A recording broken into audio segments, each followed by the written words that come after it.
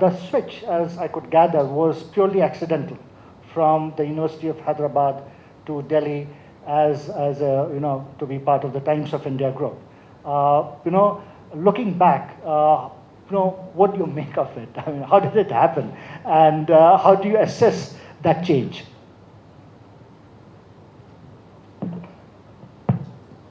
Since I began my professional life as a teacher, the first thing I used to say in my class, if the front row was empty, was to invite the backbenchers to come to the front. So why don't some of you sit more comfortably in the front row?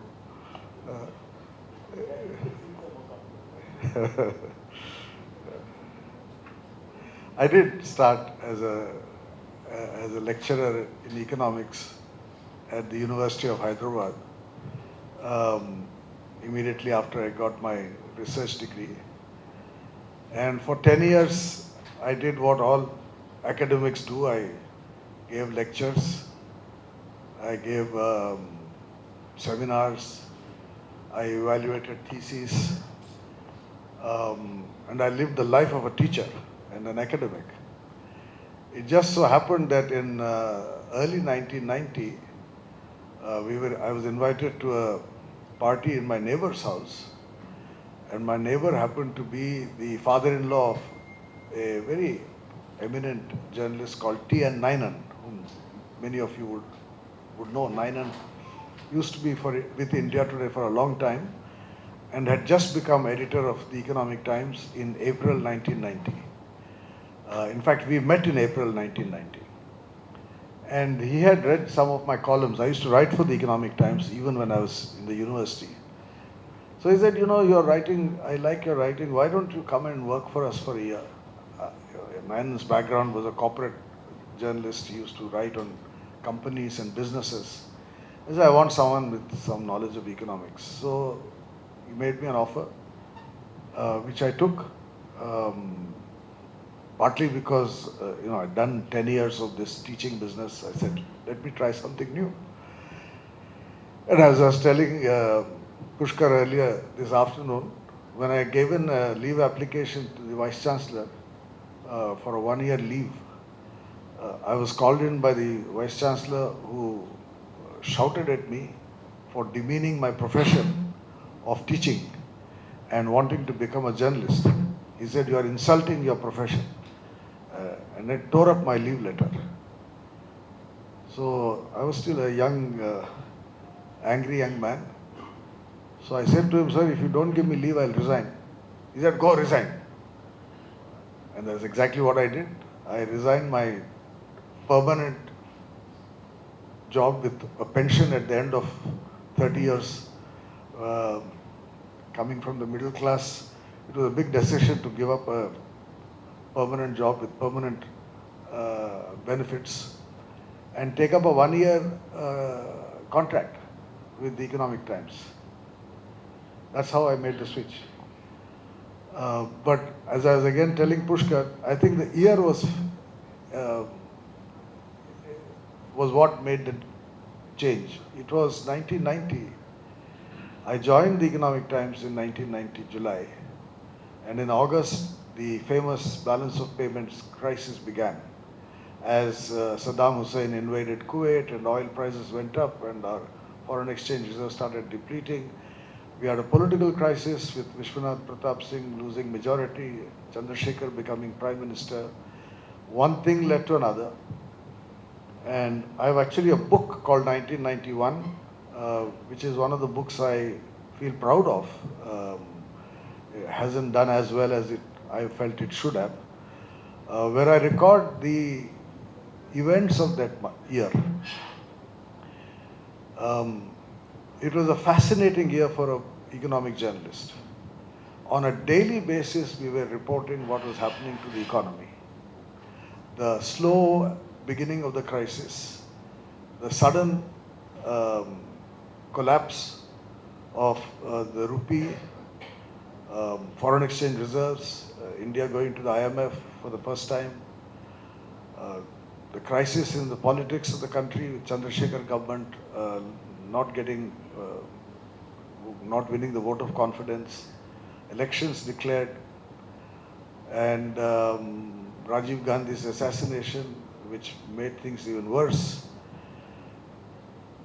It was such an exciting year for an economic journalist um, that not only did I decide to continue in journalism, but the Times of India management immediately promoted me from being an assistant editor to becoming the resident editor for the Delhi edition. And then I moved on. Very, very interesting. Going back to 1990, because that's around the time that Rohit and I finished college or master's degrees, and that's around the time, Rohit, that you would have, finished your masters, and that was around the time when you had your first encounter with Dr. Baru, right? So early on in my life, ladies and gentlemen, I realized that it is useful to have one seniors on the right side. So these are two seniors of mine, and you can blame them for a lot of what I might say here on. Because for the simple reason that Pushkar Saab may not remember, but all of us remember our seniors a lot better. So he was one full year senior to me, in college, and he was quite a terror.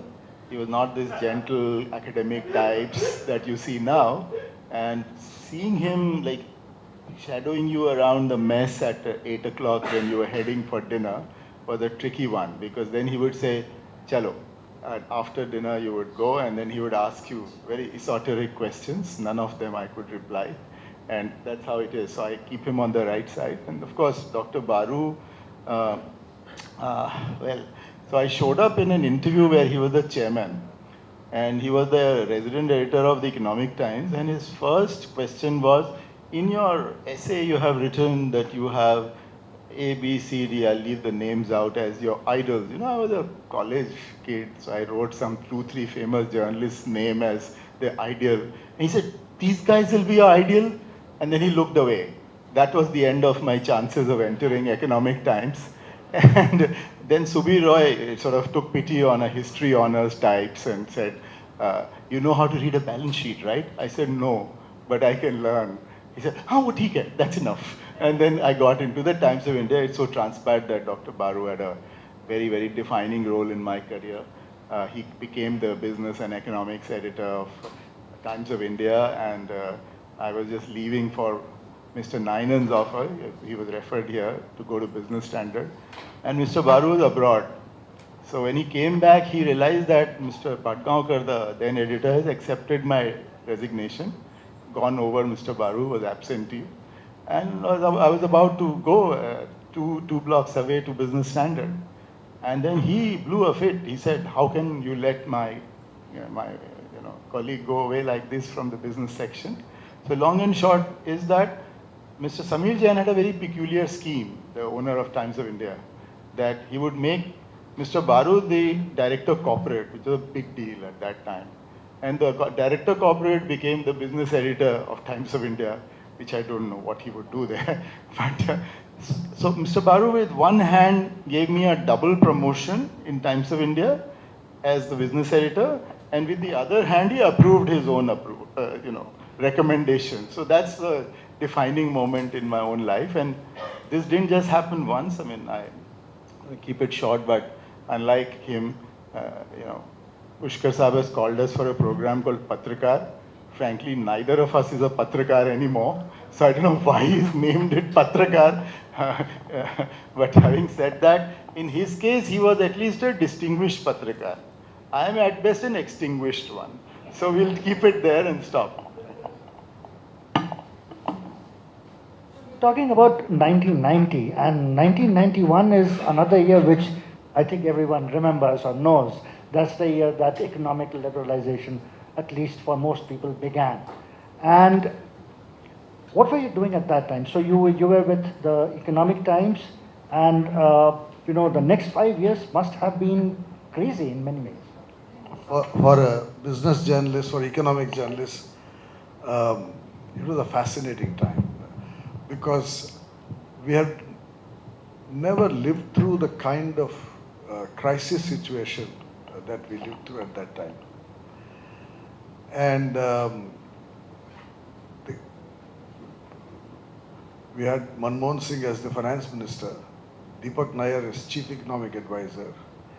Deepak and I had actually been colleagues in the 10 years that I was teaching in Hyderabad.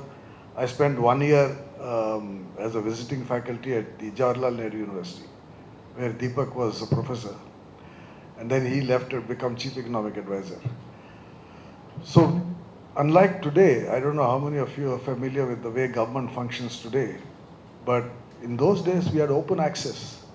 You could walk into the finance ministry, knock on the door of anybody, including the finance minister, and walk in with a question if you had a question. And that kind of access allowed us to report on a daily basis intelligently with information on what is happening. And I've said this to many students of economics that if you can get hold of the newspapers of 1990, 91, 92, those 2-3 years, there's a PhD thesis waiting to be written there on the manner in which a turning point in India's history was reported. Frankly, if you look at the last 100 years, there are really two turning points. You know, the famous historian Eric Hobsbawm once defined a turning point, a landmark year, as a year where there's general acceptance that something important has happened. As a historian, how do you decide which years are important? If there's a general social acceptance that something important has happened, that's a landmark year. On that basis, 1947 was a landmark year, and 1991 was a landmark year. There was a fundamental change in economic policy, industrial policy liberalization, exchange control liberalization, trade policy liberalization. Policies that were in operation for 2-3 decades overnight were changed. It's the most radical change that was happening. And so reporting on a daily basis, and in the first year from 90 to 91 end, when I became resident editor, resident editor's job, those of you who are in journalism know, is more an administrative job. It's not writing. But in the first 12 to 15 months, I was writing the lead editorial of the Economic Times on a daily basis, 500 words every day, commenting on what was happening, the policy changes that were happening. A terrific education, but also we were educating people. I mean, I remember Nainan used to always make this point, that if you take the front page of any financial newspaper on budget, the day after the budget, till 1990, look at the 1980s, 70s, the front page of the financial paper was always about cigarettes will cost more, petrol will cost more, or tax on, what is it? Your guys used to produce PMT, GMT, whatever it is called, chemicals, tax on something, customs. You know, the headline was a decker, 3-4 decks of announcements, policy announcements. 91 changed that because the headline was about fundamental macro policy changes, exchange rate liberalization, industrial policy liberalization. And then the whole focus of economic journalism moved from simply talking about these nitty-gritty changes to wider economic policy changes. I don't think we have seen another year like that in the field of economic journalism. I don't think we have seen another year in which such fundamental policy changes have happened in such a short period of time, which changed the direction of policy, changed the direction of the country. And I keep reminding people, if you read Manmohan Singh's budget speech of July 1991, you know, and you read Nirmala Sitharaman's budget speeches of the last 5-6 years, Manmohan Singh's speech was not about what great things we have done. It was about the direction in which the country should be going. In fact, the famous last line of the budget speech was that from Victor Hugo, Um, um, Now my memory is failing me. That economic, that the rise of India as an economic powerhouse is an idea whose time has come. That was the quotable quote from the speech. And the whole focus of that budget speech of July 91 and of February 92 was on how a change in economic policy was going to contribute to a fundamental change in the way the world would look at India. That here is a new India. I mean, we hear new India a lot these days, but that was really the turning point where the world began to look at India differently. India had opened up, and several factors, of course, contributed to this. The crisis was only one of them. The collapse of the Soviet Union, which began towards the end of 91. By December 91, the Soviet Union was no longer the Soviet Union. So it was, I think, a period in which there's so much to be written, and we had the opportunity to do that writing. So that's how I describe that year. That's why when I published this book called 1991, the title of the book is 1991. I tried to capture, in fact, each chapter of that book is each month of 91. First chapter is January, second chapter is February, third chapter is March. Month by month, from January to December 91. The changes at home, political changes, Rajiv Gandhi's assassination, Narasimha Rao becoming Prime Minister, the economic policy changes, and then the international context, the collapse of the Soviet Union. All of them redefined almost the framework within which we were looking at ourselves and we were looking at the world. So the way I thought I would organize, set up today's program is a couple of questions. Call it history, call it nostalgia.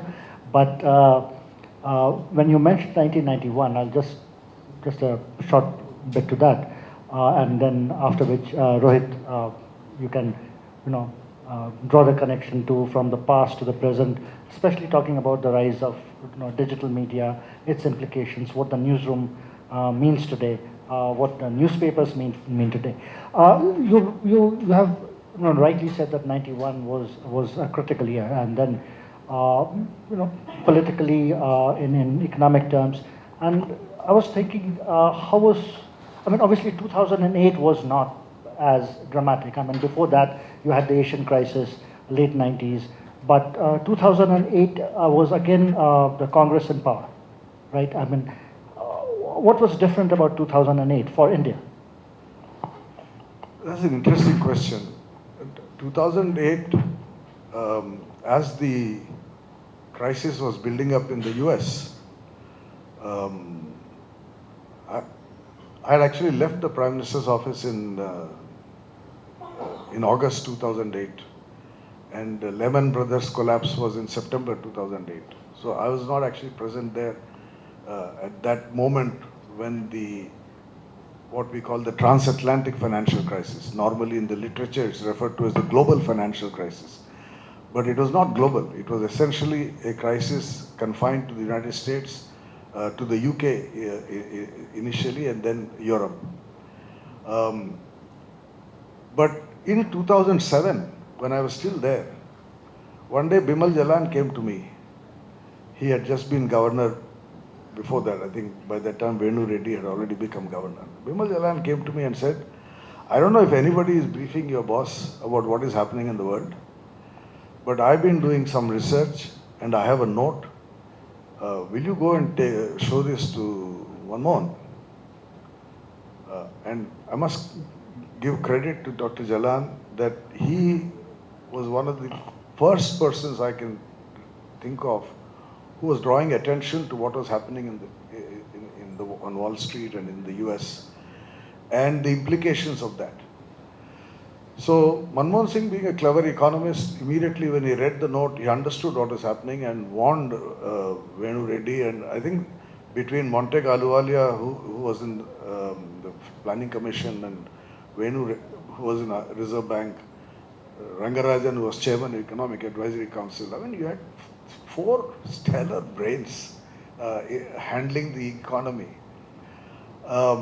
They took a lot of steps to ensure that the impact of what was about to happen in 2008 would not hit India. As a consequence, we escaped the initial impact of 2008, 2009. The impact on India, in fact, happens after 2010, partly because the 2009 elections we had, the government spent a lot of money before the election, and that excessive spending created a domestic fiscal crisis. But in 2009, no, what am I saying? 2008, towards the end of 2008, when the 11 collapse had already happened and the US was already in a very serious financial crisis,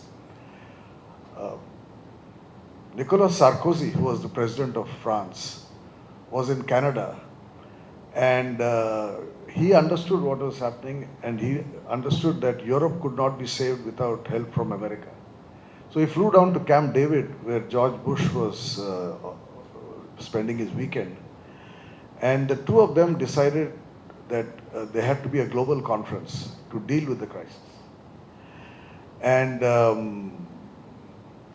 they called Manmohan Singh and said that, look, there is an organization, an outfit called G20 Finance Ministers meeting. G20 Finance Ministers was created after the Asian financial crisis in 1997. So by 2008, there was already a G20 Finance Ministers meeting, and they decided to elevate it to a heads of government meeting. And the first G20 heads of government meeting happened in Washington or Philadelphia towards the end of 2008. Manmohan Singh went there prepared, thanks to all the homework done at home between Rangarajan, Montek, Vimal and Venu, with a note. And if you read the autobiography of Barack Obama, he writes there, because that was the year in which Bush was handing over to Obama, that winter, that Manmohan Singh was the teacher in the room of the G20 heads of government. And the three summits that happened one after the other, Philadelphia and then London and then back in the US, got control over the situation. And we were able to insulate. I think the mistake we made when you look back on that period is that we thought the crisis was over. We thought, we had escaped the crisis. It hit us by 2010, 2011. And that is when the 2G scam also happened. And 2012 becomes then the year in which the Manmohan Singh government lost control in some ways over the economy and over the polity. And then, of course, the downslide after that. Audience questions? Please keep it short. If you can also introduce yourself, it will be very useful. Thank you so much. That would be nice. Rahul Tripathi from Goa University. I teach political science, so an interest in politics is obviously obvious. Would like to go back to 91 and as told to us by another Patrakar who had access to corridors of power at that time, that there were two drafts of the budgets that were prepared. The first draft that was shown by Manmohan Singh to P.V. Narasimha Rao, he rejected it entirely and said that no, this is not what I expected. And then there was another draft that was prepared. I mean, is that true from what you would? See, what happened was that Yashwant Sinha was the finance minister in December 90. And Chandrasekhar had authorized Yashwant Sinha to approach the International Monetary Fund for a balance of payment support, because they knew we were getting into trouble. So Yashwant Sinha sent Rangarajan, who was deputy governor, and Deepak Nair, who was chief economic advisor, on a secret mission to the IMF to negotiate a loan. As an aside, I can tell you, it just so happens that I was in Washington at the same time, and the Indian executive director in the IMF was a friend of my father, Gopi Arora. And so I went to see him. I called him and said, Uncle, I'm in Washington, can I come and see you? So he didn't know who I was. I mean, he just knew me as the son of so and so. He didn't know I was a journalist working with the Economic Times. So he said, come, come. So when I went to his office and entered his room, there was Rangarajan and Deepak Nair sitting there. And the two of them hit their hand on the forehead and said, Gopi, why did you allow this fellow into the room? He's a journalist. So between the three of them, I was sworn to secrecy that I would not report their presence. And it's also a commentary on the way we looked at journalism, that I didn't report the fact. I wrote about this exactly 10 years later in December 2000 when I was with Rohit. I was editor of Financial Express. I then wrote a column on what happened in December 1990. But we approached the IMF. The IMF then said, we will give you balance of payment support provided you present a budget in February doing A, B, C, D.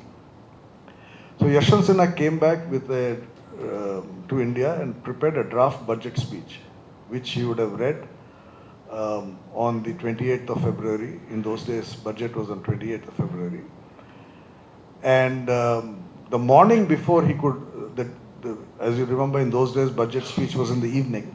The morning before he could present the budget, Rajiv Gandhi withdrew support because he didn't want the IMF conditionalities to be made public because I think the Congress was intending to go in for an election. And so the government collapsed and then elections were declared.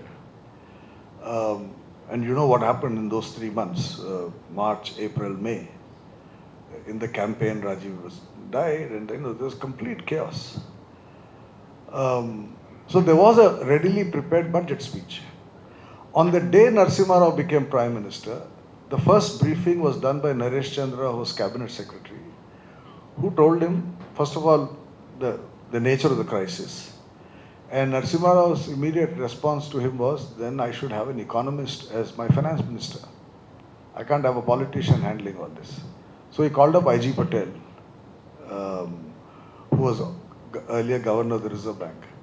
I.G. declined the job because he had just moved after many years of living in Delhi, London, Washington, to Baroda, where he had built a house.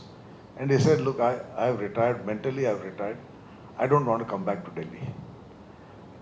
These things happen. You know, somebody declining a job because I'm now retired, I'm living a quiet life, I've seen it all, I don't want the job. So when he declined the job, the next name Narasimha Rao thought of was Manmohan Singh. And so he became finance minister. And he had a budget speech ready, which was written by Yashwant Sinha. I don't know if you're aware that Yashwant Sinha has an autobiography. The title of which is something like I'm an original reformer, or I was the first reformer, or something like that, where he says that, look, these are all my ideas, right? So I think Manmohan Singh must have gone to Narasimha Rao with that draft, that we have a statement, because in a sense that was the statement that the IMF expected you to make in order for them to release the funding. I think that is where Narasimha Rao's wisdom comes across. He didn't want the speech to go into these details. He said, you have to tell the country what the situation is. It's not about, you know, we are going to decontrol steel, we'll decontrol cement, we will go for flexible exchange rate. These are all the announcements, right? He said, no, don't get into the detail. Tell the country what situation we are in. That is why that speech was about the overall macroeconomic situation and giving positive message that we will get out of this. If you remember, that afternoon, or the next day now, forget now the sequence of events, the industrial delicensing was announced separately by Minister of State for Industry. I mean, the most radical policy decision, P.J. Kurian. P.J. Kurian was the Minister of State. He was told, you go and give a separate press conference. And through a press conference, the entire edifice of the license permit control Raj was removed. So it's possible that the guidance for the kind of speech that Manmohan Singh gave came from Narasimha Rao. Because after all, Narasimha Rao was thinking like a politician. Manmohan Singh was not yet a politician, which he became later. But at that time, he was just an economist, you know, and he was thinking like an economist. And he had obviously written many budget speeches for finance ministers when he was finance secretary earlier, which were all about the old world. You know, cigarettes will cost more, petrol will cost more, you know, customs on this. Those are the old speeches. So he departed from that framework.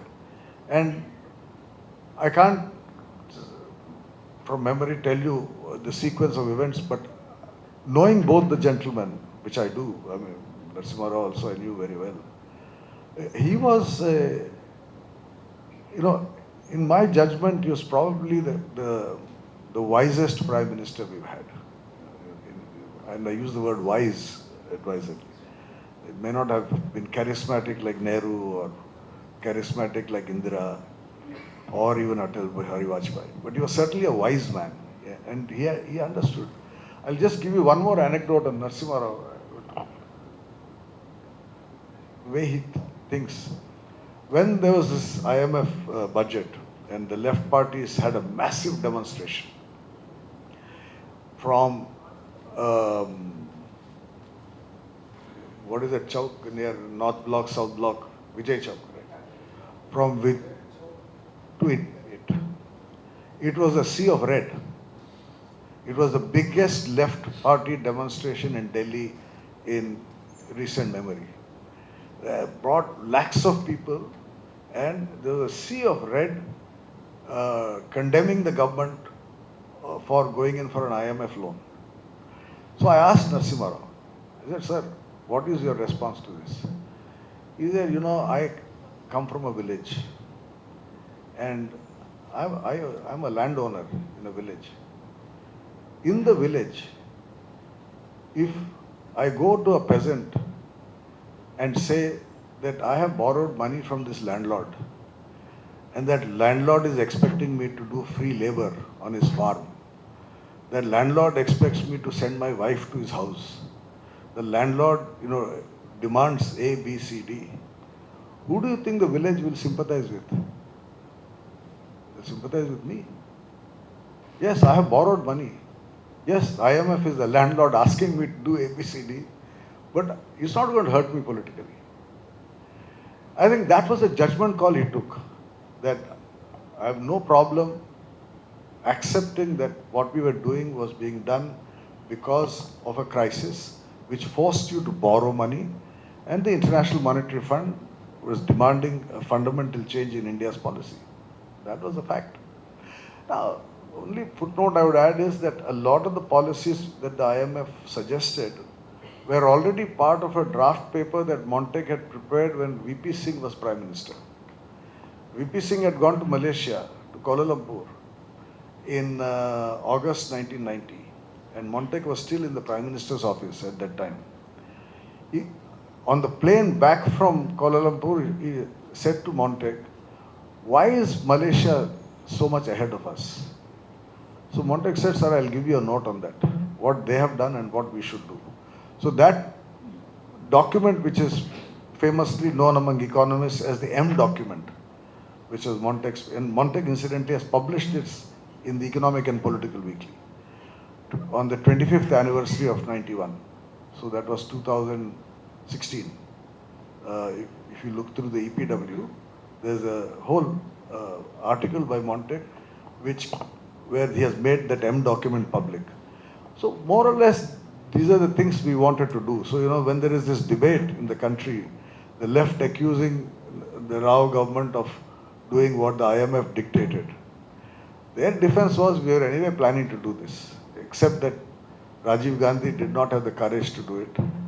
And I mean, Chandrasekhar did not have the courage to do it. Rajiv Gandhi did not allow him to do it. And Narasimha Rao ended up doing it.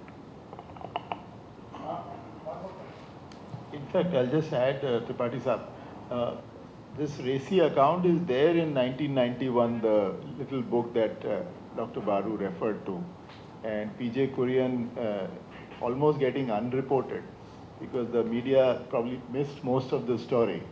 And in a private conversation, I learned that Naresh Chandra was his main source for that book.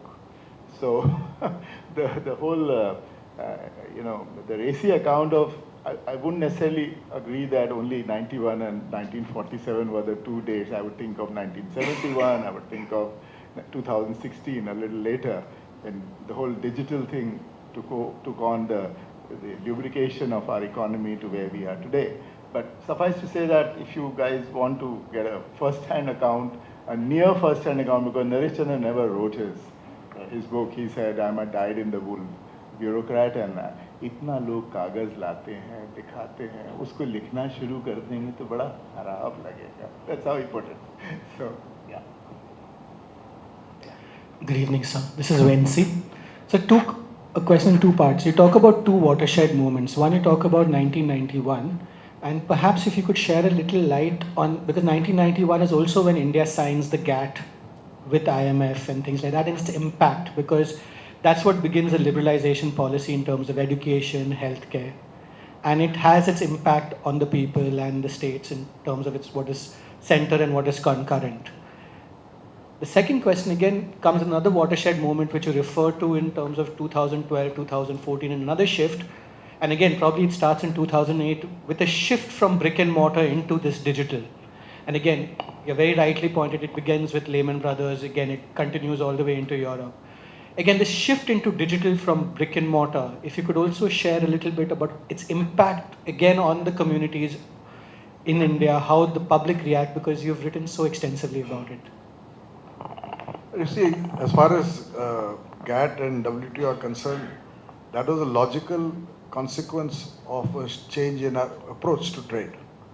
Because till then, our whole approach was to follow a protectionist policy, right? High tariffs, high protectionist walls, and inward-looking policy that we had. That shift happens with the decision to go in for trade liberalization. When tariffs, the peak tariff rate was reduced from 151% to something like, I forget now, initially it was brought down from 151% to something around 25% or so. It's a dramatic fall in tariffs. The decision then to go in to WTO was a consequence, was a logical consequence, because there was a change in the global trading structure with the conversion of GATT into WTO. And one thing about India you should remember is that we have a memory of not having been rewarded for being present at the creation of the United Nations. It's a historical memory of the political leadership that when the UN was created, India was still a colony of the British and did not get permanent membership of the UN Security Council, despite the fact that we demanded permanent membership. But the West gave it to China, it did not give it to us, 1945. This historic memory was reinforced again in 1968 when the Nuclear Proliferation Treaty was signed and we had not yet tested. China had already tested and signed the NPT as a nuclear power, which we could not. Our testing happened in 73. So the historical memory of the political leadership has been that we were not present at the creation of important institutions. And in future, we should never make that mistake. Whenever a new international institution is coming into being, we have to be there. And so that was the political thinking behind the decision to go into the WTO, despite a lot of concerns about what it would mean in terms of opening up, etc., etc. And so that was a natural decision. On your second question, a lot of things have happened over the last 75 years. That is why I go back to Hobsbawm's definition of landmark. What is a landmark? A landmark event is something that historians will remember as the, the, the year in which fundamental shifts happen. And in that sense, the movement towards a digital economy happens over a period of time. There are important decisions taken with Aadhaar coming into being, with mobile telephony coming into being. Each of these technological and institutional developments contributed to the creation of a new framework. But those decisions were taken by different governments over a period of time and happened across several years, culminating in an important development. But I don't think I would disagree with Rohit in saying that the arrival of the digital economy happened in a quite as dramatic a manner as the end of the license permit Raj, as the end of trade protectionism. These were decisions taken, overnight. I mean, the impact was overnight. And in that sense, it fundamentally changed the framework for the economy. So, this 2016, I will submit with due respect to my teacher and my boss. Imagine 2016, April 4th, and I'm just going to talk 9 months, not even the whole year. April 4th, 1 billion Aadhaar digital identities had been issued in India. April 11th, just 7 days later, UPI had been launched, which is today available to every single mochi, every single shop, sitting on the street side, a vendor hawking vegetable, gajar mooli. Today there's 16.58 billion transactions that happened in October alone, in 1 month. And that's a 7.6% increase in over month on month. Same year, 2016, 5th September, someone rose to an AGM and launched a particular telecom service. That telecom service has 480 million people on board today. And the per capita usage of data in a country which was considered, ye kya karega, chokidar kya karega data ka, is 30 gigabytes. And it costs 10 cents. On the same year, sir, 2016, the currency demonetization happened, and we are not here to support it, but suffice to say, with all this happening, with this digitization happening, demonetization could be somewhat born, and today it has become part of our lives without thinking. Last but not the least, Bhim was launched again in the same year, December 29, 2016. And today our digital public infrastructure, DPI, there is an effort to export it to 50 countries. And that could possibly pose a challenge in your lifetimes, the young ones here, at least, to the dollar. The major reasoning for DPI and UPI and digital payments is potentially quite intrinsic to the India story. So we're not here to debate whether even 1947 in theory was only a date. It was a culmination of activities around 50 years. So, and it's not the result of any government. So how can we compare 47, 91, 2016? I think to my mind, the critical point which I hear and I learn from this each time I hear Dr. Baru is that adequate appreciation of this 1991 moment amidst Patrakars was not quite there. It was limited to to a set of people. And I think even the economic times, because the history was going through a big change. It was made pink, famously. It was made more lucid and readable. Political pages were added, which possibly were not the preserve of economic times. Business pages came into Times of India. So we're bringing the media side, and then, it was called commerce page.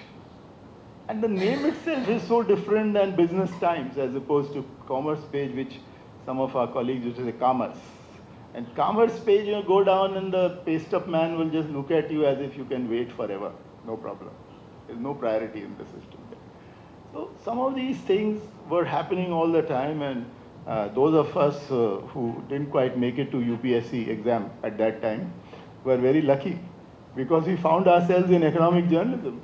And we didn't know that this will grow up from a kitten into a full-fledged tiger.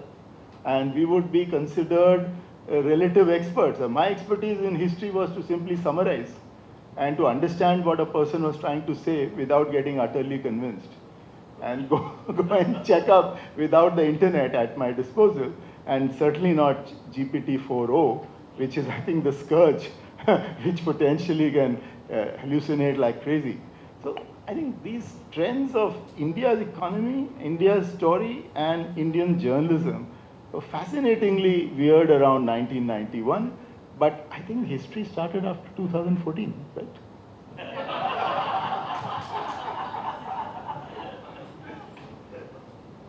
Well, on the issue of digital in 2014, no, I know, 2016, 2014.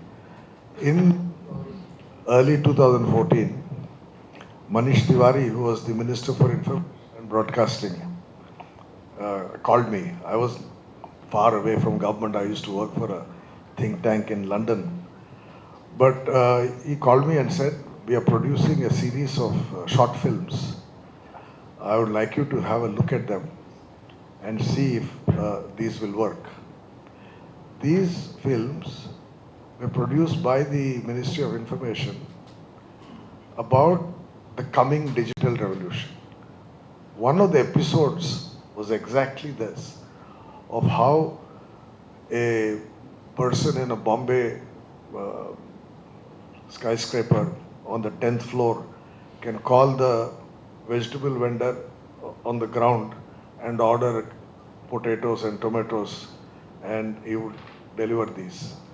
And how mobile phones, mobile telephony would empower the presswala, come and collect a bag of clothes, you'll come and, that idea that this is going to revolutionize the services sector was there in the election campaign.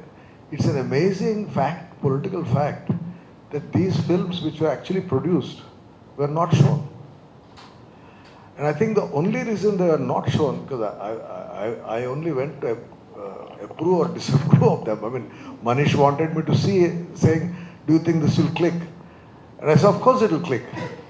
But I never found out why they were never shown. But I would imagine the only reason they would not have been shown was because the message was political, while the production was done by the ministry.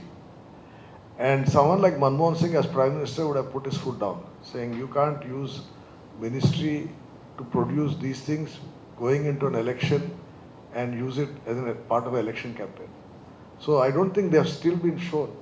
But, so the idea was there that this is going to change. And the beneficiary was not the government that actually began the process. So I think the messaging is no longer the preserve of the person who formulates it the first time. The message is in the hands of somebody who is heard, who has made it, taken it to scale. And whatever the reticence of using government machinery or to message, I mean, some of the biggest blockbusters of the India story today could possibly be, taken credit of by an earlier government. But what they didn't do is their problem. Fact is that somebody knew how to take the ball and hit the goal. And to my mind, Skilling India, Digital India, Make in India, these, in fact, even Swachh.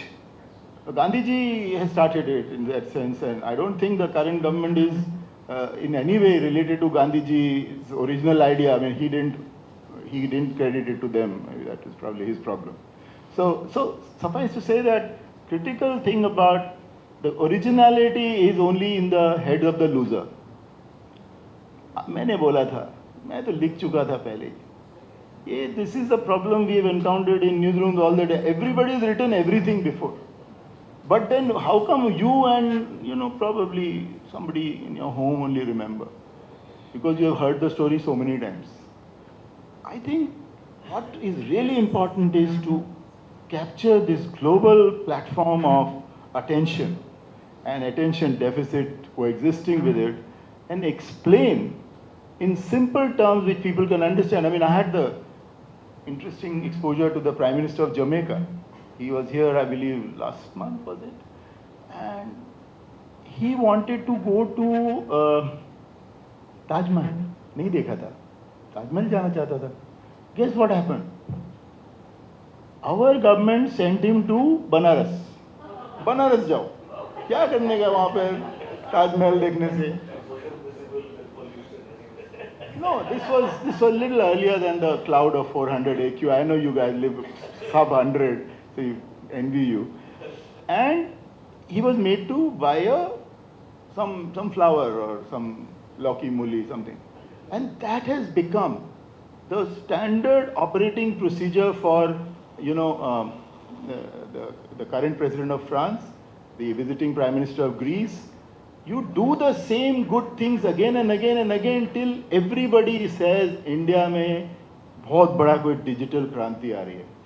कमाल हो रहा है यहाँ तो रागिनी एक character create किया इन्होंने अपने आई स्पिरिट वालों ने.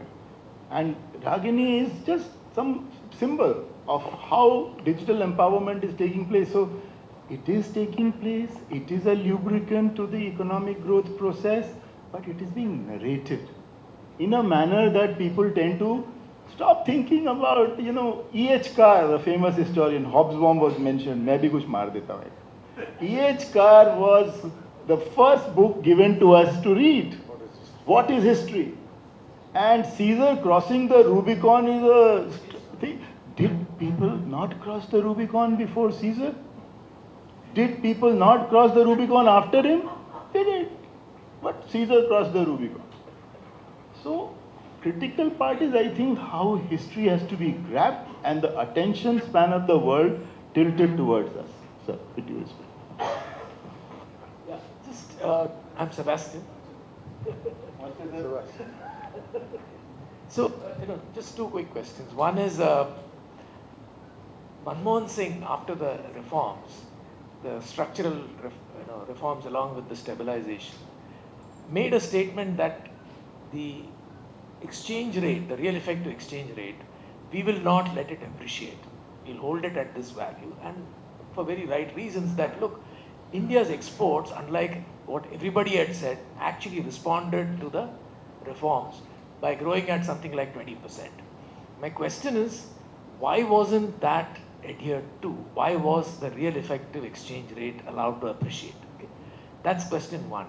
Question two is the following.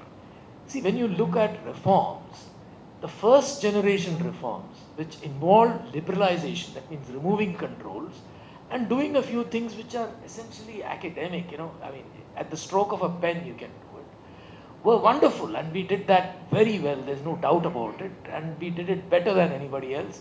In fact, the stabilization actually resulted in India's performance post-stabilization, pre-stabilization, if you look at it, was probably the best ever.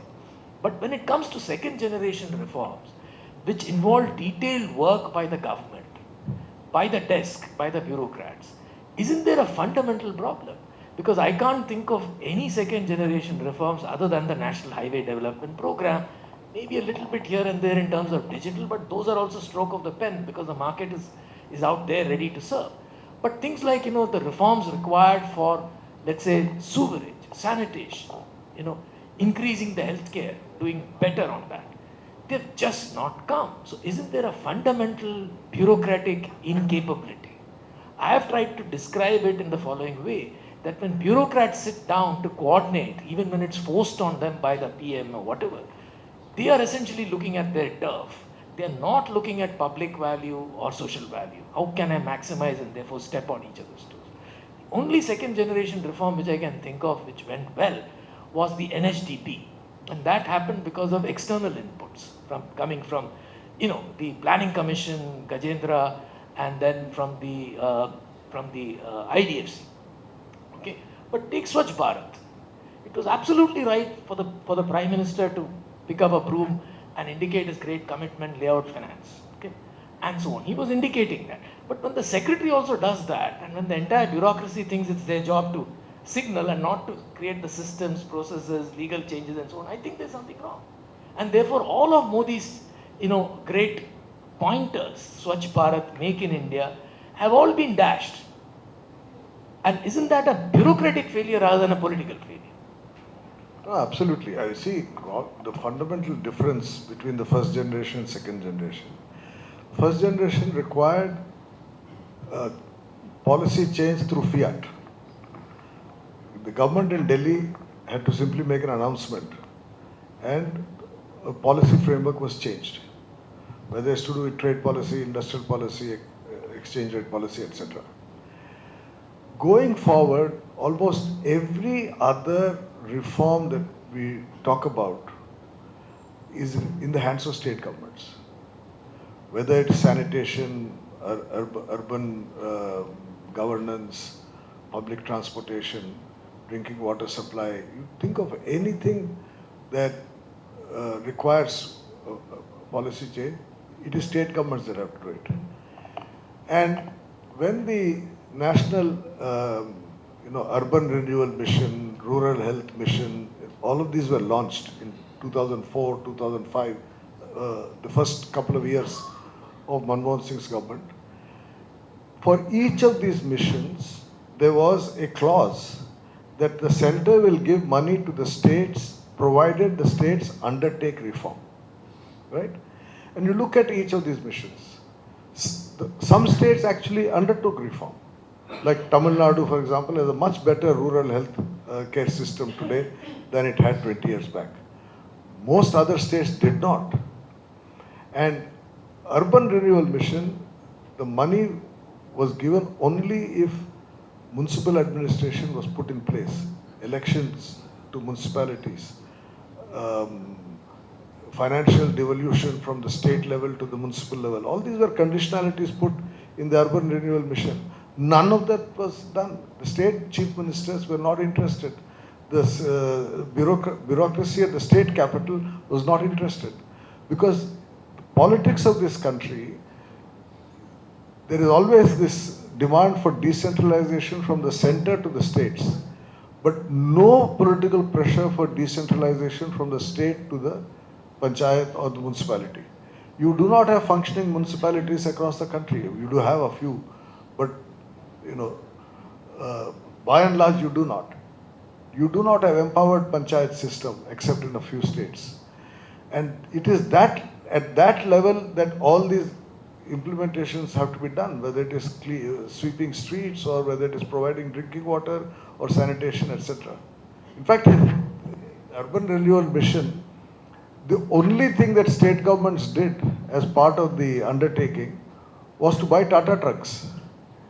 In fact, Tata buses. In fact, I keep joking that the main beneficiary of the urban renewal mission was the Tata buses.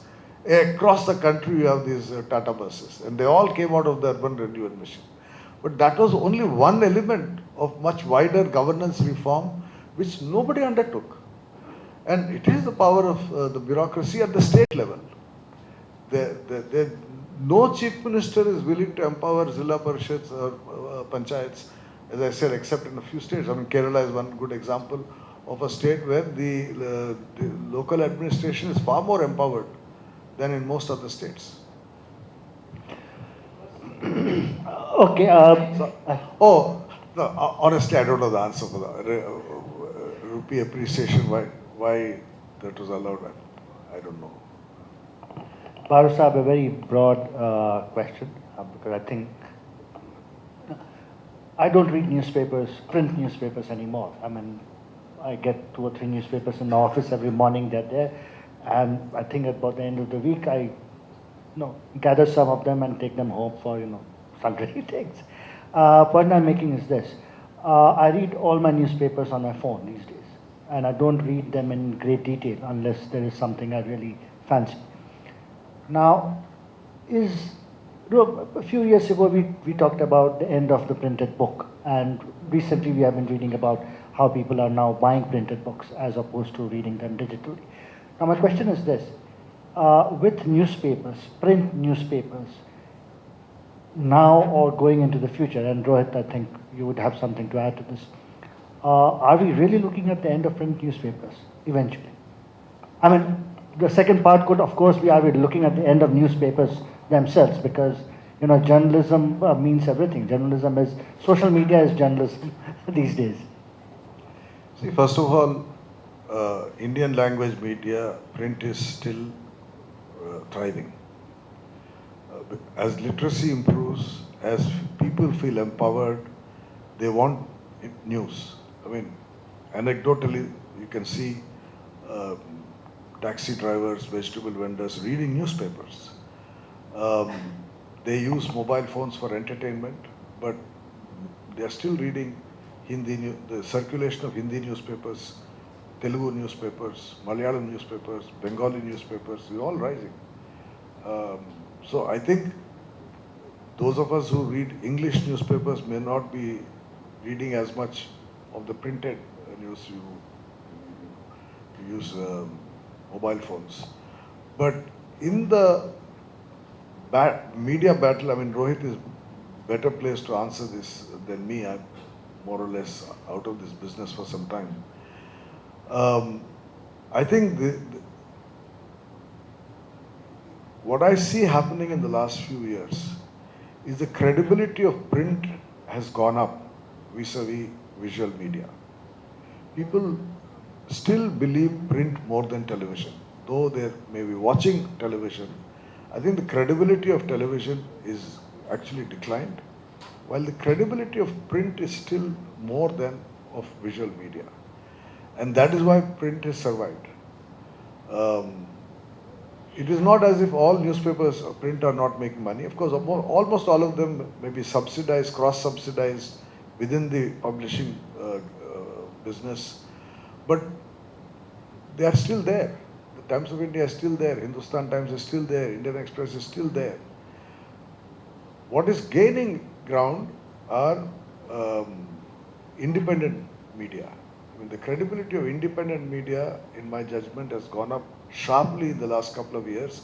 When you see people are willing to pay money to read The Wire, pay money to read the print, the subscription-based readership of these websites, these online publications has actually gone up. Um, you know, I was quite surprised to hear the kind of revenues that Wire and the print are making. That means people are willing to pay money to read. Indian Express also, online readership of Indian Express has gone up, which is subscription based.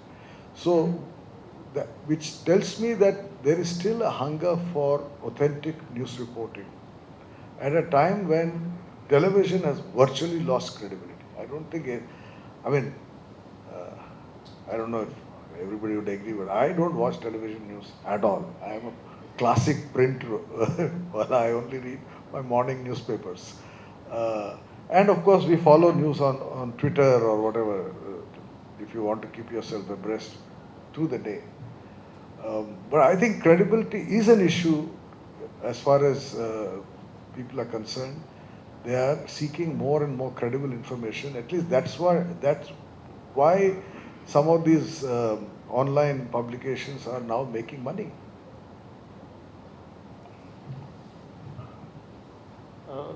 With due respect, I think it's not even a question. Simply because it's not an either or thing at all. All of us are very, very promiscuous about how we consume information that is relevant to us.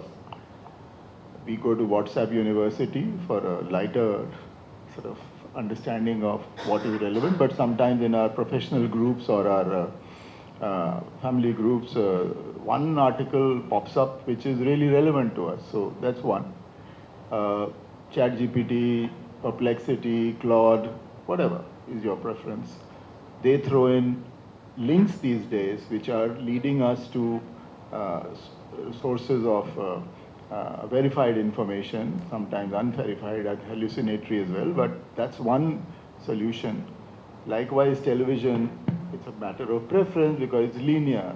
It wastes so much time in consuming stuff you don't want to. But clips of television which are relevant to your lives have a way to find their way into your phone.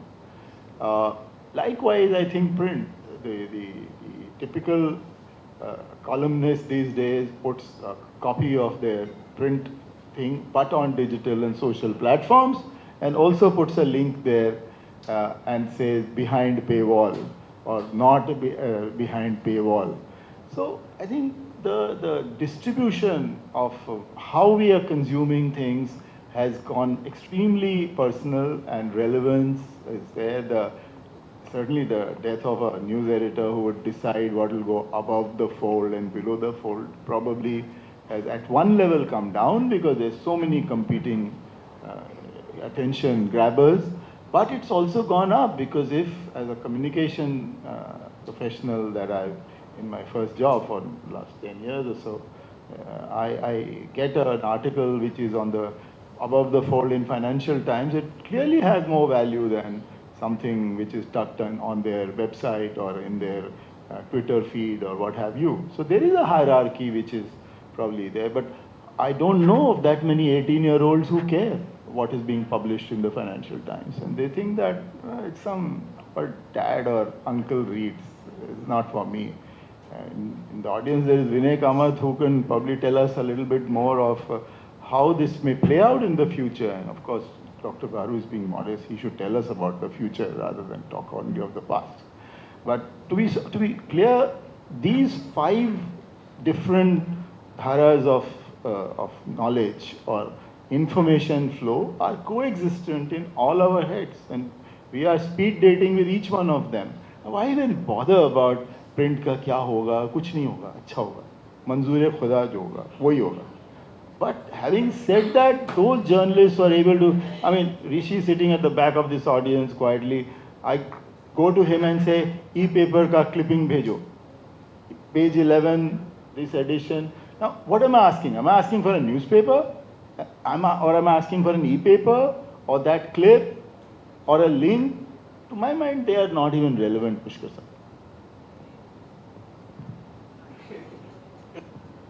Dr. Baru, great to have you in Goa, and it's nice to see you, Rohit, on the panel. Thanks, Pushkar, for organizing. My question is more about the time you spent as a media advisor. How did you engage with the media? What were the problems you faced? Did you have to do course corrections during the day when you saw some adverse news or which put some light on the government or did not put light on the government? And is there a thumb rule of how to interact with the media? And did your colleagues who were ministers, did they engage with the media at the same frequency that you would have wanted them? Accidental Prime Minister You see, first of all, that was a different era. I didn't have hundreds of TV channels to worry about and Twitter to worry about. There was no social media. Facebook had just come. I remember I was one of the early subscribers on Facebook. I mean, I joined Facebook when I was still in PMO. And Outlook under Vinod Mehta did a cover story on Facebook. And they had me on their cover saying, here is this government official on Facebook, as if it's an accusation. That, oh, why is this fellow there? I mean, today, the Prime Minister is on Twitter. So the view of social media was very different at that time. But as far as main media is concerned, see, when I came into government, the first thing I looked at was how my predecessors had done this job. I spent a lot of time with H.Y. Sharda Prasad, who was advisor to Indira Gandhi, George Varghese, who was advisor to Indira Gandhi, and H.K. Dua, who was advisor, to understand what they were doing. Sharda Prasad said to me, he said, I say, in my time, only 5 people mattered. Editor of Times of India, Hindustan Times, Statesman, Hindu, Indian Express. 5 people. I never bothered to meet anybody else. That sounds easy, you know. Yeah. Sharda Prasad would interact with only 5 editors during his period, which was through the 60s and 70s. Even by the early 2000s when I was there, the world had changed. Second thing I did was to see how did Vajpayee's team deal. Vajpayee's team was much less partisan than Modi's team, but they had divided the media into friends and enemies already. And the first thing I discovered when I joined the Prime Minister's office, one of the security fellows came to me and said, Sir, who are the people that you will allow to enter this office with their mobile phones? So I said, I don't know. What is the rule? Everybody is not allowed to enter with mobile phones? So no, sir, everybody is not allowed. But you can give a list of people who you can allow. I said, show me the list that is there. This was the list that was left behind by Mr. Vajpayee's people. There were 5 names. So I knew that these were the favored 5 of the previous regime. But I decided that either you allow everybody with the mobile phone or nobody with the mobile phone. So I did not have my favorite list of 5. The change I thought I brought about was to focus on regional media. People, Manmohan Singh, unfortunately, in the last few years acquired this reputation of being, silent and not talking, etc. But the institution that I brought in was that the Prime Minister will address a press conference in every place he visits. Every place he visits. People in Delhi may not pay attention, but he met the media wherever he went, including Port Blair and Andamans. There's media there also. Every place that he went, half an hour would be set aside in his schedule to meet the local press. So hundreds of journalists across the country had the opportunity to sit face to face with the Prime Minister. That was never done before. Normally it's the Delhi media that interacted with the Prime Minister. So that was one institutional change I made, which really helped me bridge the gap between Delhi and the rest of the country. I acquired friendships in Urdu press, in Malayalam press, in Assamese press. I knew people across the country. They would all give me their cards, I had their phone. So if something was happening in Assam, I could call these guys. Shillong, editor of Shillong Times. And I would get a ground level feedback. That was one innovation I brought about, which I think really made a lot of difference. Because even when Delhi media was becoming increasingly hostile, Indian language media till almost the end was not that hostile because they knew this man. And again, one of the prized things that you could do for the media was take people along with you on the plane, which Modi has stopped. But that was a tradition right through over the years. And I had this thing that I would only take 30 seats were there on the Prime Minister's plane for the media, out of which 3 went to PTI, reporter, cameraman, etc. So 27 seats. I would take 15 to 20 of regional language media. So there was a guy who would fly from, Coimbatore to Delhi to go on a Prime Minister's plane. He would, I've met journalists who tell me, first time I'm flying a plane. And that too, Prime Minister's plane. Rehnama at Deccan, Siyasat, newspapers that people in Delhi have not even heard of. So that was engaging regional media was, in my view, the most important thing which I was able to do, which built relationships, which helped. Finally, um, you know, there's a class change.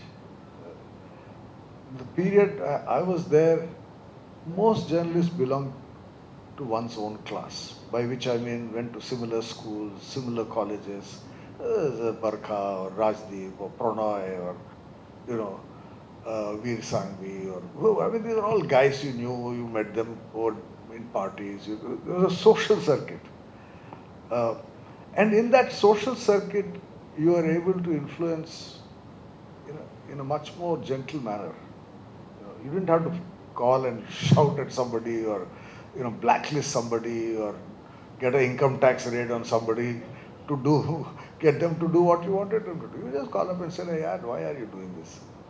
Okay, boss, we don't do it. It was much more casual. The environment was casual, and relationships were casual. It's not as divided as it is now. It's now us versus them, we versus that kind of sharp divisions didn't exist. So people would object. I mean, even someone like Arnab, who was just coming up, he was in Times Now in those days. Even he would take a call from me if I say, Arnab, what are you going on and on? Come on, Judge, don't do this. I say, okay, boss. He wouldn't mind. But I didn't have to do anything more than simply call and say, hey, come on, stop it. This is not fair. And somewhere the culture then was, okay, we are doing a little more, making a big issue out of nothing. Stop it. I don't think today that's possible. Today you have either we are with them or against them. So that kind of division has happened. It's unfortunate. And people don't talk to each other. Um, people don't get, I mean, someone like Siddharth Varadarajan who runs the wire, nobody will talk to him. Nobody in government will talk to him. In few years back, he was having some access, where somebody would meet him saying, I will meet you across the road from my house, under that tree. Those kind of access people are still willing to. Today, nobody. So you have journalists who are blacklisted, nobody will talk to them. I mean, certainly Arnab was on my blacklist, but I've talked to him, and he would take my calls. But that culture is gone. That culture is gone.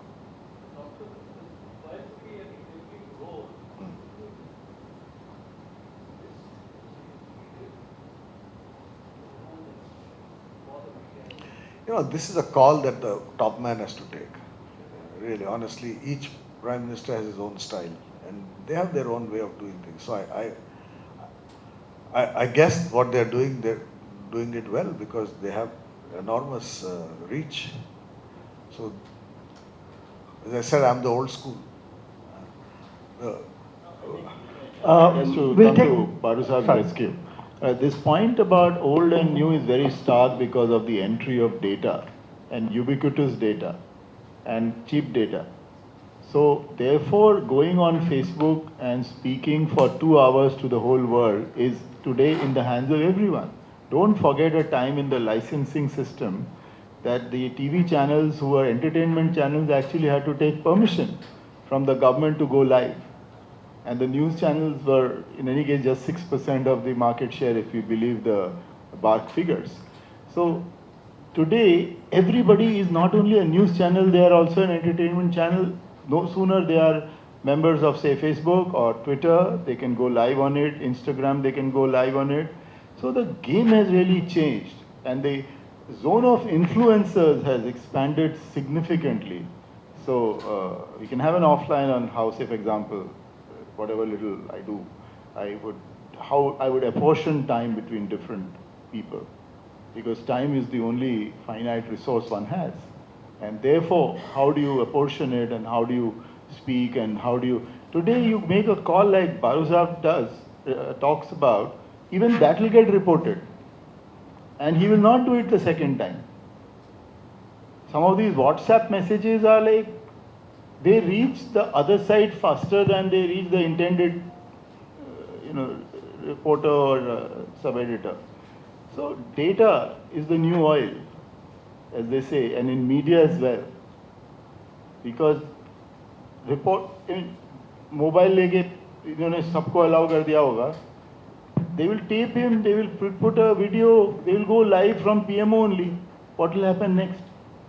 So I think it's unfair to compare what Nehru would have done, or what Indira Gandhi would have done, or what Manmohan Singh ji would have done, and today, because game has really changed since 2016. Hello, my name is Dr. Bandutkan. Now that we are in the middle of the political heated mahal, I just wanted to know from either of the panelists or both. Around 150 countries in the world don't follow EVMs, and some of them have reverted back from an EVM to a paper ballot. And this includes almost 7 important developed countries now. Some of them have reverted back to paper ballot. And there is already this perception in the head that in our country something could be getting wrong.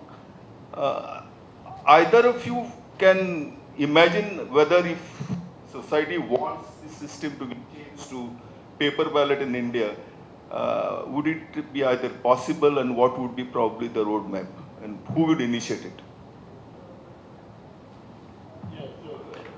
You might suspect what is a communication types responding to your question rather than Dr. Baru. So I had a small role to play in Chief Election Commissioner at one time. S.Y. Qureshi's somewhat defining book called India, the Undocumented Wonder, the Indian Elections. And he credits some of the stuff very kindly to me. And from that came because I toured the country as an election commission representative and went around. You know, we tend to say developed countries, 150 countries. First, the scale and size of the Indian population and the voter at that is like no other country on the planet. Fine. Second, even the great darling of capitalism and this whole new age media, Mr. Elon Musk, what has he done 4 or 5 days back?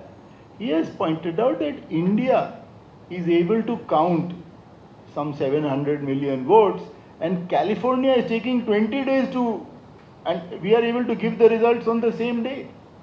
So I think we need to be a little more charitable to our system, and the same politicians, they reserve their little problem with the EVM to when the result is declared. They also win, na? Nobody is winning 100% of the seats in India yet. But no sooner they lose, they say कुछ शक का दायरा है, बहुत बढ़ गया. जीत जाते लोग कहते हैं हमारे तो good looks, इसी वजह से हम जीते हैं. So my sense is that EVM को हैक कैसे करेंगे साहब? ये इसको हैक कर सकते हैं हम, लेकिन सॉलिड स्टेट कैलकुलेटर को नहीं हैक कर सकते हम. कैसे करेंगे जरा प्रोफेसर साहब मुझे बता दीजिए. EVM is like a solid state calculator. Okay sir, नहीं अभी बता दीजिए ऐसी क्या बात है. If that is the case, hacking, I think the machines are mixed.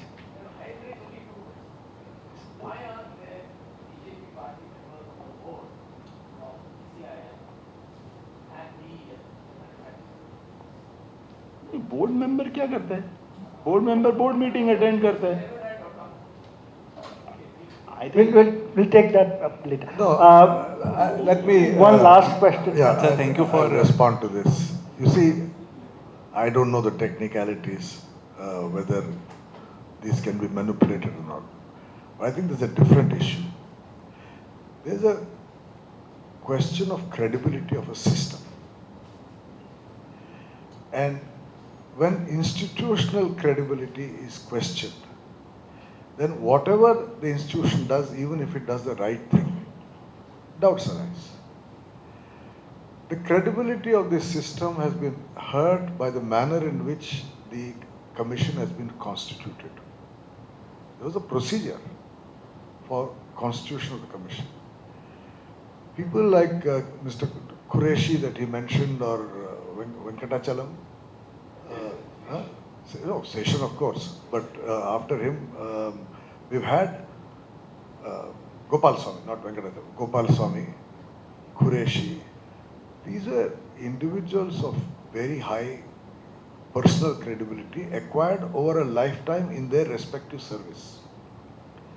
Officers of the IAS will say that this chap's credibility is high, so he's unlikely to. Or the manner in which the commission was constituted was a transparent manner. What has happened is the constitution of the commission, as well as the credibility of the individuals, has come into question. It is the responsibility of the government to deal with that problem, rather than simply say, no, there's no issue. I think many institutions, credibility has become a big issue. You take the more bizarre ones like ED and CBI. I mean, we had this case against Kejriwal, right? You look at the whole sequence of events. Every fellow who deposed in his favor, ED raided him. After the raid, he deposes against him. It's all documented. When the raid happens, when his first evidence given, then the raid, then the second evidence given. All this is in the public domain. Electoral bonds, you have a raid and the money is given. So when these are in the public domain, institutional credibility has been damaged. Today, if you look at the entire governance system in the country, the only institution that has been able to protect its own credibility is the Reserve Bank of India. Even the armed forces, the selection of the chiefs. When I have some knowledge of that, I'm now affiliated with the think tank of the armed forces, and I meet a lot of the veterans quite frequently. I can tell you that there's a lot of questioning about how did this guy get promoted? Why this person? I'm not saying this has not happened in the past. There were questions raised in the past also, but it is now much more. So even you take an issue like Agniveer, I have sat in meetings, closed door meetings on Agniveer, where I know for a fact that the Air Force and Navy were not in favor. Only the Army was in favor. And for technical reasons, I don't want to take time for that. There are technical reasons why the Agniveer system, the Navy said it won't work with us, and the Air Force said it won't work with us. The Army was happy with it. But you made it for everybody. And the Air Chief and the Navy Chief signed on the paper. Why did they sign? So, there are serious questions of credibility of institutions that are being raised. And it is in the interests of the government of the day to restore the credibility of these institutions. Then all these questions about EVMs, etc., won't be asked.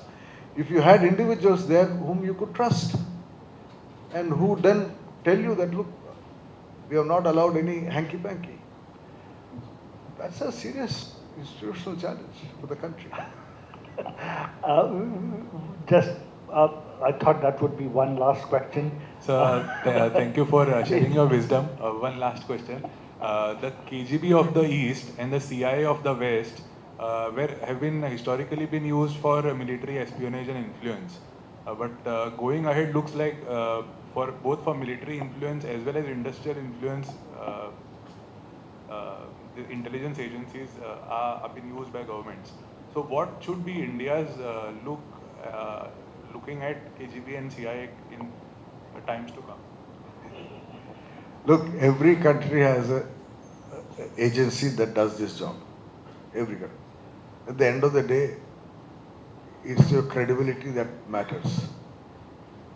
The R&AW was a very highly credible institution till it went and botched up in Canada and the US.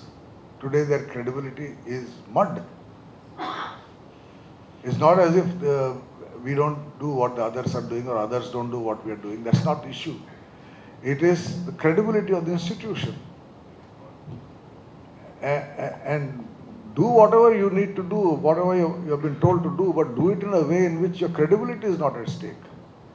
And I think today even their credibility has been brought into question after the manner in which we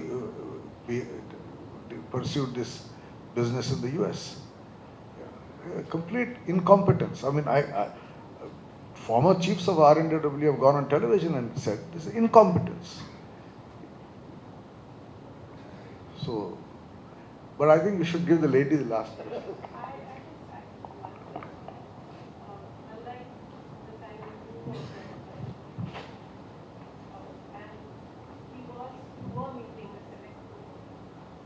Journalists or whoever you gave access to, like you said, regional media.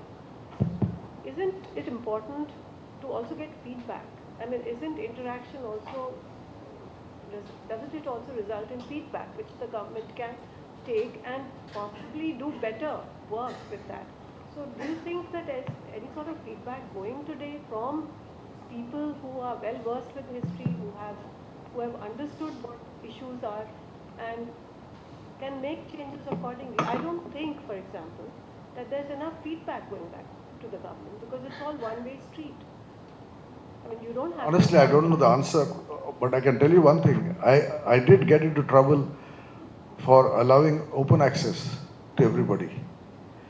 So, early in my tenure, the editor of Panchajanya, which is RSS publication, uh, Tarun Vijay. See, I'm growing old. I need to have a young man next to me. Tarun Vijay called me up and said, I want to meet the Prime Minister, I want to interview him. So I said, come. The editor of Panchajanya. He met Manmohan Singh. He interviewed him, published the interview. But I was attacked for allowing that to happen. Then I had to defend the decision. That access should be given to even critics. You may not like what he writes, but he has every right as the editor of a publication to have the same access that other editors have. So, in my time, I gave anyone who called and said, I want meet the, from a Tavleen Singh who was always ranting away to Tarun Vijay, to anybody would call and say, I want to meet the boss, we would allow that. Never say no to anyone. But today I'm told access is not there for critics, which is their decision. I don't even know how much access is there for people who write in paper. That I don't know. Because we don't have this. Okay, so it's been a longish evening. So thank you very much, Dr. Baru, for coming to Goa. I know, I wish it would have been for a few days rather than, he arrived this morning and he is going tomorrow. So that's a really, really short visit. So I hope you are able to come for a longer time, possibly even a week. Definitely. I'll definitely request the committee to consider you for a stay here for at least a month. Yeah, which is what the residency comes with. That's an option. So, your next book, what's it about? Just one sentence. Well, I wrote a book called India's Power Elite, which was published in 2021. The last chapter of that book was titled Secession of the Successful, in which I argued that an increasing number of Indian elite were leaving the country. And that while in the 1970s, economists like Jagdish Bhagwati wrote about brain drain, there is no public discussion about the impact of this exit. Several people responded to that by saying I should write a whole book on that subject. So my next book is in fact titled Secession of the Successful. And it looks at the history of outmigration over the last 100 years, but more specifically over the last 10 years, where I draw attention to the fact that we have become a source of labor, skilled and unskilled, and talent. And there's nobody, we are now beginning to take pride in our diaspora. Yeah? The Prime Minister travels the world and meets overseas Indians and takes great pride. But these are people who have left this country. And there is no public discussion today about brain drain as well as wealth drain. The number of millionaires who now have left this country, given up Indian citizenship, have become residents of Singapore, Dubai, Portugal, Greece, United States, Canada, etc., is increasing.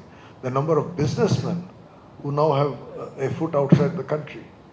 The number of chairmen of companies who run their companies in India living outside India. This is increasing. And there is no public discussion. We take pride in people going, Indians are doing so well. Satya Nadella is running Microsoft. Big deal. So there is a serious challenge of outmigration of both talent and wealth. Recently, an organization in the United States, Americans called In Diaspora, published some data to show that Indian Americans have invested $40 billion in the American economy. Now, I, like Sebastian, we belong to a very old school of thought in economics that says developed countries should invest in developing countries. We are now taking pride that a developing country with a per capita income of $2,000 is investing in a developed country with a per capita income of, what, $20,000? The US? I mean, this is reverse flow. And how come that 40 billion is not being invested in India rather than being invested in the US? So my book looks at this whole phenomenon. It's done. It's being published by Penguin. It will come out in early 2025. Okay, so let's have you here with that book. Definitely. Wasn't it Narasimha Rao who actually said first time that brain drain is good for India? I remember distinctly. Where everybody said that. Even Manmohan Singh once said that brain drain is brain gain. Yeah. I asked him, how do you say this? And Modi has said it. If you Google and see, almost every prime minister has taken pride in this so-called diaspora. We feel somehow proud that our Indians are doing well abroad. I'm questioning that. I'm saying, why have they left this country? They may be doing very well for themselves. But what is it about my country that is allowing this talent to leave and taking pride in their exit? And how come I'm one of the diaspora who has tried to come back 3 times. This is my 3rd time. Yeah, I'm still trying. No, I know, and I recognize that as a problem. So there is a problem with us. I mean, I know any number of people like you who have told me in the course of my writing this book, I've met people who say, oh, we want to come back, but this is a problem, that is a problem. And of course, in Delhi, pollution is a problem. So there are problems. It's not as if there are no problems. But it's a policy challenge for us to deal with this. We are not dealing with it. That's my point. Thank you. Thank you, Dr. Baru, for this wonderful evening. And Rohit, I think it's all right that the two of us were at the sidelines. But thank you so much for coming all the way from Bombay. It's not far, but spending a couple of days with us.